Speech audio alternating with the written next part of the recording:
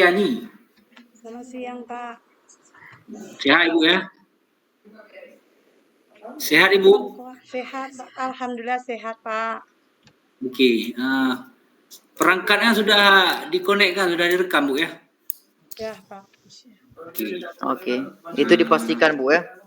Ya, Pak. Di sini sudah ada Bapak Muhammad Rizky sebagai tim penguji dengan saya sendiri. Jadi tahapan dalam ujian komprehensif ini, yang pertama Ibu membaca ayat Al-Quran, 3 ayat saja Bu ya. 3 ayat. Selanjutnya praktek mengajar kurang lebih 5-7 menit. Tapi tahapan-tahapan yang ada dalam RPP itu Ibu sampaikan secara singkat, padat dan jelas ya ketika mengajar. Dan yang terakhir nanti tanya jawab antara Ibu dengan kami di sini berkaitan dengan dua bidang saja. Pertama berkaitan dengan pedagogik dan yang kedua berkaitan dengan bidang profesional. Mungkin itu saja Bu.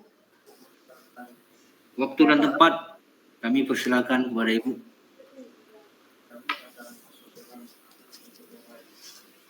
Terima kasih Ibu. Assalamualaikum. Bang, nanti Bu Bang. Hanya Bu, ujian komprehensif. Dah ada video. Iya. Nah, yang pada dia ulang kan. Allah lo, bukan ada gaya orang. Pak. Lalu you pandang apa?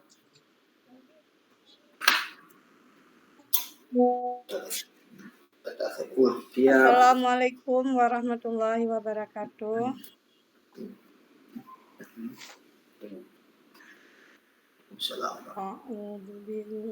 أعوذ بالله من الشيطان الرجيم.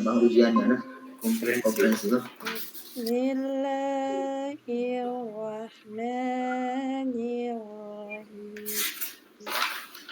أو كصيب من السماء فيه ظلمات ورعد وبرق يجعلون أصابعهم في آذانهم من الصواعق حذر Okey. الله يحب الكافرين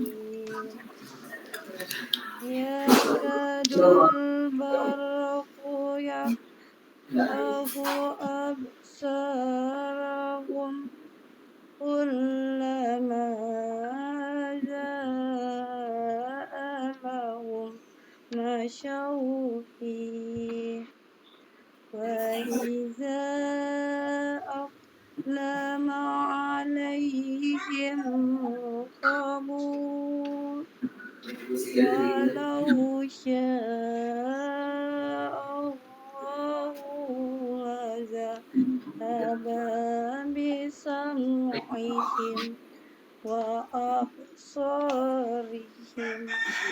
إن الله على كل شيء قدير.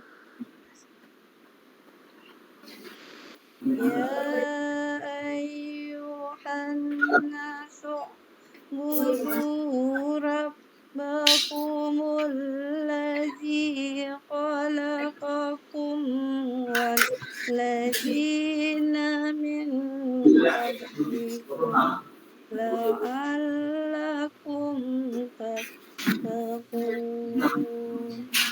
صدق الله العظيم. Sudah Pak, sudah.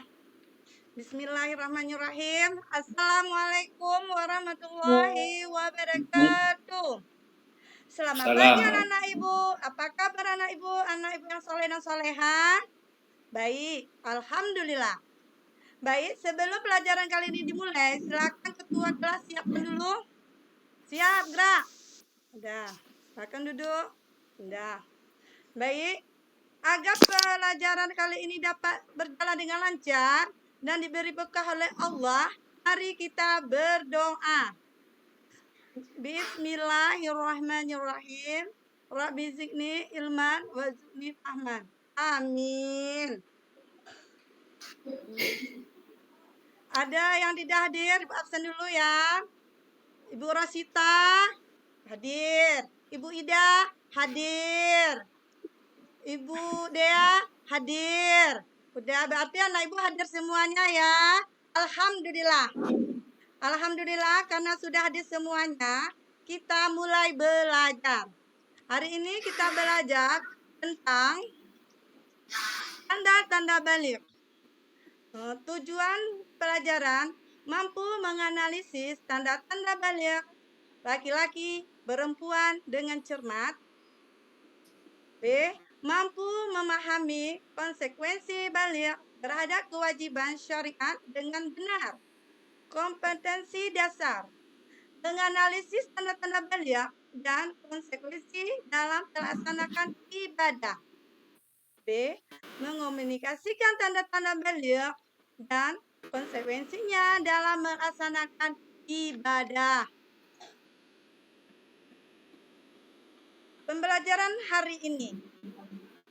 Pengertian mukallaf. 2. Syarat mukallaf. 3. Pengertian balik. 4. Tanda-tanda balik. 5. Udah. Pengertian mukallaf. Pengertian mukallaf. Orang yang wajib menjalankan kewajiban agama disebut mukallaf. Syarat-syarat mukallaf. Balik, berakal sehat, telah sampai dakwah Islam padanya, pada kita yang baik laki-laki maupun perempuan. Tanda-tanda balik. Haid, Islam yang mencapai usia 15 tahun. Tanda-tanda balik bagi perempuan, suaranya semakin nyaring. 2. Tumbuh rambut bagian tergantung. Kemudian keluar haid bagi perempuan. Kalau Islam bermimpi basah bagi anak laki-laki berumur 9 tahun, 10 tahun, sampai 15 tahun bagi laki-laki. Bila sampai usia tersebut sudah mengalami haid ataupun ihtilam bagi laki-laki dan perempuan. Sudah? Ada anak ibu belum jelas? Kalau belum jelas, apa syarat-syarat mukallaf anak ibu? Berarti anak ibu udah bisa ya. Apa syarat mukallaf? Balik. Balik itu berarti sudah berakal anak ibu. Bahwa seseorang telah mencapai kedewasaan, sudah dewasa. Berakal sehat. Sudah berakal sehat itu sudah dewasa. Bisa membedakan baik buruknya sesuatu. Bisa membedakan gimana yang baiknya, gimana yang buruk mana, gimana cara kita berbicara sama orang tua, sama ayah, sama saudara, bisa membedakan satu sama lain.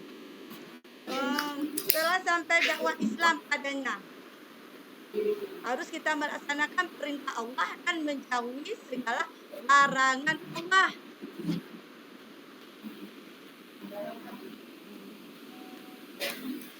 Anak ibu, coba ibu tanya si Ida, apa itu balik anak ibu?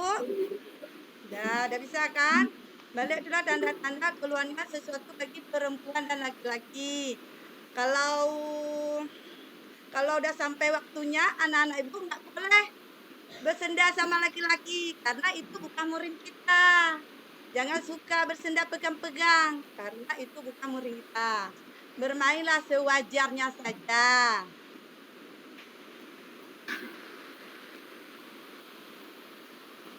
Ya. Nah, selanjutnya Ibu kasih LKPD-nya ya, Bu Pagi. LKPD-nya. Ada yang mau bertanya Ibu sebelum LKPD-nya Bu bagikan? Berarti anak Ibu sudah paham, sudah mengerti apa yang Ibu jelaskan. Sekarang Ibu bagikan LKPD-nya ya. Ibu bagikan 3 kelompok. Ketua kelompoknya 1 Rosita, yang kedua Ibu Ida, yang keempat Iwan Hamdi. Udah Bu bagi LKPD-nya ya. Udah, sekarang kesimpulannya. Nanti kita jawab ya, Nak. Ibu buat kesimpulan sekarang. Kesimpulannya, balik artinya seseorang yang telah sampai pada masa atau pemberian beban hukum syariah, hukum Islam. Gak bisa anak Ibu melaksanakannya ya. Cukup sekian materi kita. Apa yang kita pelajari hari ini mendapat berkah kita kepada Allah semuanya ya. Manfaat kita semuanya. Jangan lupa jaga kesehatan dan beribadah kepada Allah. Dan Ibu akhiri dengan mengucapkan Assalamualaikum warahmatullahi wabarakatuh.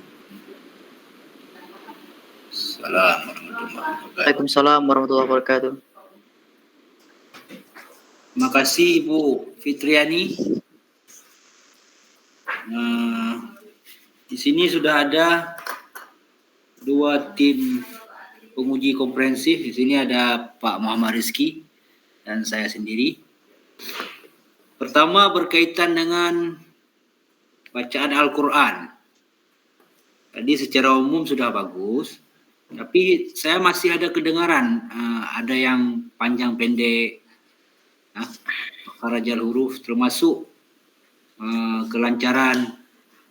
Meskipun sudah bagus, mungkin ke depan harus tingkatkan lagi Bu ya, berkaitan dengan kualitas membaca Al-Quran. Karena ini kan guru agama.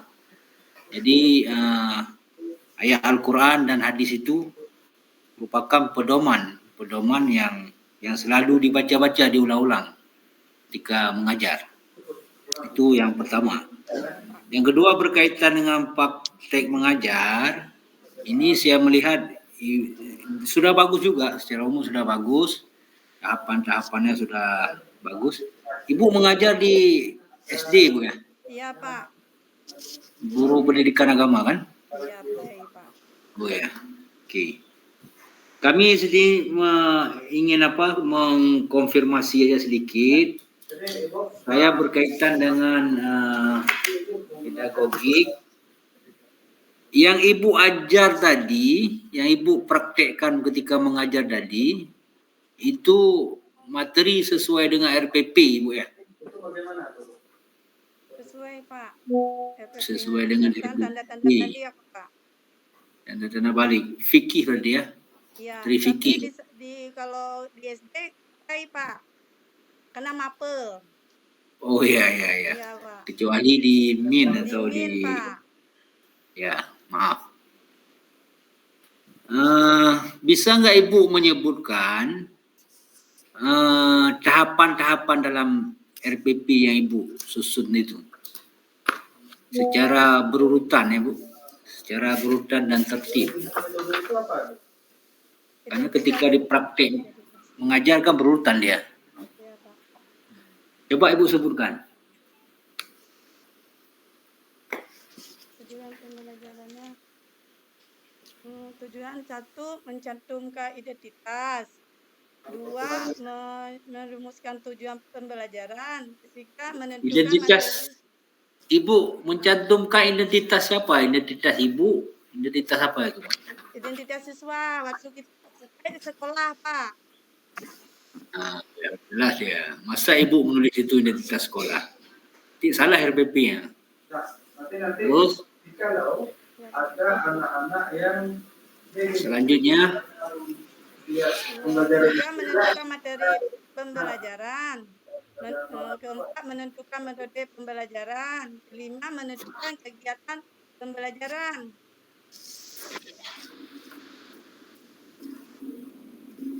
sudah selesai? Ya Pak. ada 5. Tujuan Ada berapa semuanya, Bu? Komponen-komponen tahapan-tahapan anak RPP itu ada berapa?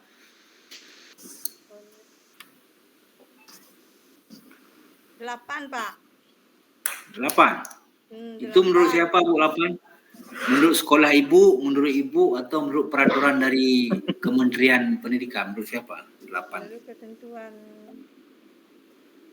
Ketentuan ibu, ketentuan sekolah, ketentuan Kementerian Pendidikan, ketentuan kepala dinas, ketentuan siapa?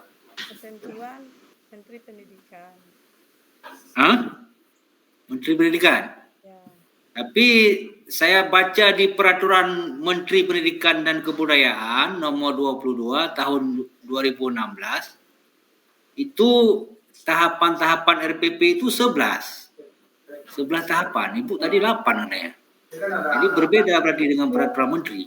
Nah, saya tanya menurut ibu, menurut sekolah atau menurut siapa?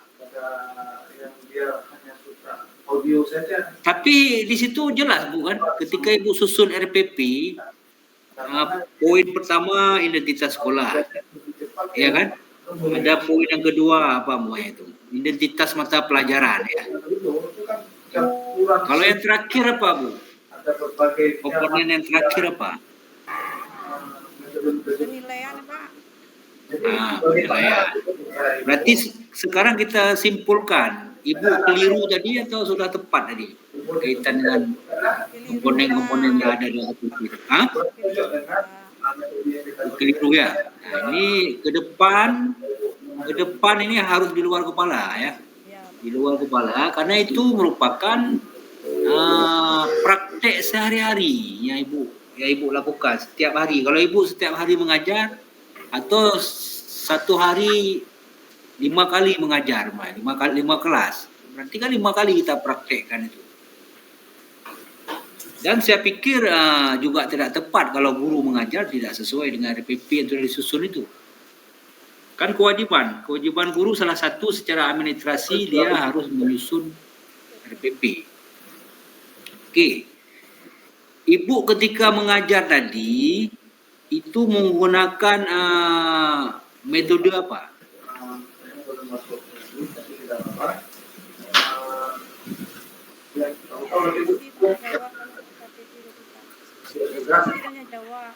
Diskusi, metode diskusi. Dalam ibu mengajar tadi, ibu menggunakan strategi atau pendekatan. Ada strategi, ada pendekatan? Ada, Pak. Pendekatan apa yang ibu gunakan ketika mengajar tadi? Kalau metode diskusi, kalau pendekatan apa? Pendekatan apa? PBL. PBL itu apa, Bu? PBL. Kalau kami di Tarbiyah ini PBL itu pendidikan biologi. Kalau PBL masuk ibu itu apa?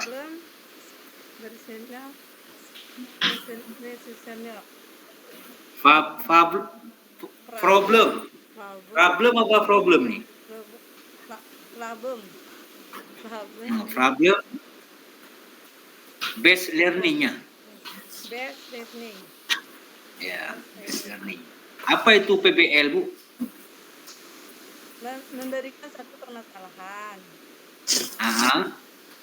Terus? Baru dipecahkan oleh siswa. Dan kemudian diadakan diskusi antara guru dan siswa. Oke, berarti ibu menggunakan pendekatan itu, ya kan? Pendekatan itu. Ibu pernah juga mendengar pendekatan tadi PBL. Ada pendekatan PJBL. Pernah dengar? Sepertinya kalau ibu kuliah di PPG kemarin itu di modul apa namanya belajar pedagogi itu ada itu PJBL. Ada PJBL. Apa itu PJBL? Pemberian projek kepada siswa. Ya, jadi pendekatan pembelajaran itu memberikan projek kepada siswa. Pada siswa. Dia menciptakan projek berarti siswanya. Siswa menciptakan projek. Atau bagaimana? Menyelesaikan salah satu sebuah proyek kepada siswa. Jangan dikasih Beda nggak, Bu? kasihkan materi kepada siswa, Pak. Ya. Beda nggak, Bu, PBL dengan PJBL nih? Beda, Pak. Apa bedanya? Bedanya di mana? Kalau PBL memecahkan satu permasalahan. Kalau PJBL contohnya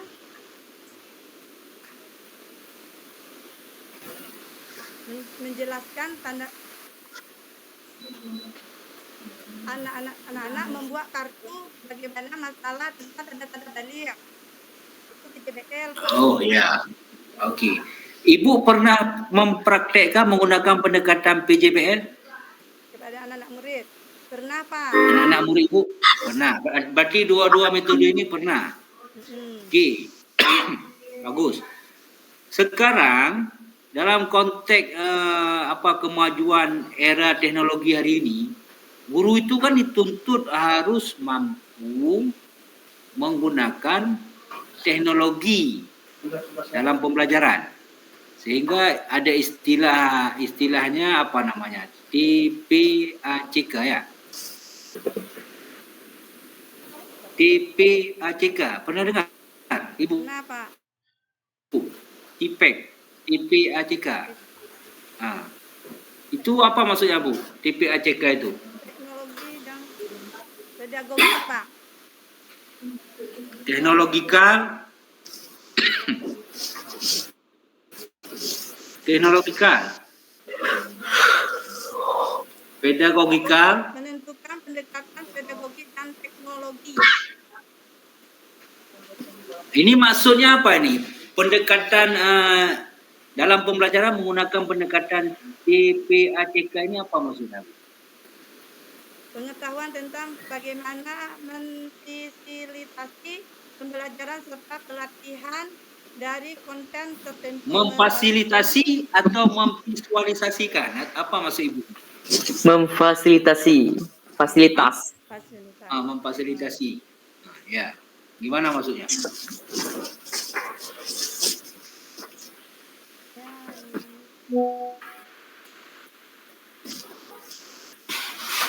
Saya menyediakan pembelajaran sama anak didik dengan menggunakan PPT, Pak.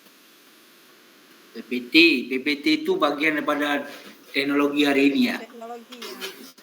Teknologi pembelajaran ya. Bagus. Ketika Ibu menggunakan PPT, berarti Ibu sudah menggunakan pendekatan TPACK itu tadi ya? TPACK itu ya? Iya, Pak. Oke. Ibu menggunakan itu ya? Oke, yang terakhir. Yang terakhir, Bu. Yang terakhir. Itu dalam undang-undang guru dan dosen, ada 4 kompetensi yang wajib dimiliki oleh guru. Coba Ibu sebutkan. Pedagogi, sosial, Profesional. pengetahuan. Sepertinya saya belum pernah mendengar pengetahuan. Maksud Ibu pengetahuan itu apa? Sesuai dengan regulasi, sesuai dengan peraturan. Kan saya menyebutkan tadi dalam undang-undang guru dan dosen. Sosial, Pak. Sosial, Pak. Sosial, coba sebutkan lagi. Sosial. Sosial. Coba diulang, Bu. Satu. Komponen pedagogi. 2 komponen Bukan komponen itu. Bu, kompetensi. salah kalau komponen. Kompetensi. Profesional. 3 kompetensi sosial. 4 kompetensi kepribadian. Oke, terima kasih. Apakah Ibu sudah memiliki 4 kompetensi ini? Insyaallah ada. Meskipun belum sempurna ya. Iya, Pak. Atau sudah sempurna? Ibu berani mengatakan saya sudah sempurna, Pak. Masih belajar. Belum Ya. sempurna. Jadi gini kesimpulannya, ketika seorang guru salah satu dari 4 kompetensi itu dia tidak memiliki, maka dia tidak bisa disebutkan sebagai guru yang profesional. Jadi guru yang profesional itu wajib memiliki 4 kompetensi ini. Jadi saya pikir Ibu mudah-mudahan nanti akan menjadi seorang guru yang profesional. Apalagi setelah lulus dari PPG ini ya. Jadi salah satu indikator guru profesional itu dia sudah lulus sebagai lulus pendidikan profesi guru PPG. Ini menuju ke sana nanti. Mungkin itu saja dari saya. Selanjutnya kami persilahkan Bapak Muhammad Rizki akan konfirmasi dengan Ibu, terutama berkaitan dengan bidang profesional. Pada Bapak Muhammad Rizki, waktu dan tempat kita persilakan. Ya, terima kasih Bapak Safriadi. Ibu Fitriani Azizah ya. Berapi-rapi Ibu ya. Semangatnya luar biasa. Ini sepertinya sampai zuhur kita nih ya. Dengan semangat Ibu yang luar biasa ini. Jadi pengen saya konfirmasi kepada Ibu Fitriani ya. Mungkin tadi sudah diulas sedikit, saya ingin menegaskan lagi ya kan. Bagaimana cara Ibu memberikan pemahaman kepada para siswa tadi yang berkaitan dengan materi yang Ibu sampaikan tadi. Bagaimana cara Ibu memberikan pemahaman kepada mereka dan Ibu yakin mereka sudah paham. Ya. Boleh dikonfirmasi Ibu. Menjelaskan Pak, kemudian kita sampaikan apa materi belajar hari ini kita sampaikan kepada anak-anak. Kalau belum mengerti anak kita tanya sama anak-anak itu yang mana belum mengerti, yang mana belum paham. Nah, mampu anak-anak itu menguasai apa yang bahan yang kita berikan tadi. Siswa kita tadi bisa nggak dia paham apa yang kita pelajari hari ini. Jangan anak itu kosong aja pulang. Ngerti enggak? Kita tanya balik sama anak murid. Kalau nggak ngerti kita jelaskan lagi Pak, supaya anak tuh mengerti apa yang kita pelajari hari ini. Oke, lebih jauh kita menggarisbawahi, itu anak-anak misalkan di dalam kelas ada 30 ataupun 28 orang. Itu kan bervariasi anak-anak itu, Bu. Muridnya Pak, maklum banyak SD, Berapa orang? Kira-kira 18 orang Pak. Oh, 18 orang.